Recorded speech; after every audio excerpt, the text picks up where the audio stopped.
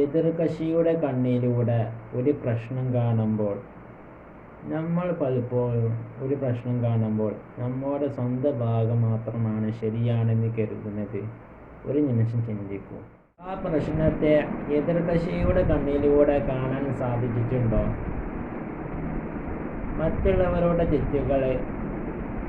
ആ തെറ്റുകൾക്ക് പിന്നിൽ ഒരു കാരണം കാണുന്നത് മനസ്സ് നന്നായാൽ കാണാം. കോപമുള്ള മനസ്സ് കുറ്റവാളികളെ കണ്ടെത്തും. കരുണയുടെ മനസ്സ് കാരണങ്ങൾ കണ്ടെത്തും. രണ്ട് പേര് കാണുമ്പോൾ ഒരാൾ ശത്രുവിനെ കാണും, മറ്റൊരാളെ മനസ്സിലാക്കേണ്ട മനുഷ്യനെ കാണും. അതുകൊണ്ട് വിധി എത്തുന്ന മുമ്പേ മറ്റാളുടെ സ്ഥാനത്ത് നിന്ന് ചിന്തിക്കും. കാരണം മനസ്സ് നന്നായാൽ കാണുന്നതെല്ലാം പോസിറ്റീവാകും. കാഴ്ച മാറിയാൽ പ്രശ്നങ്ങൾ മാറും.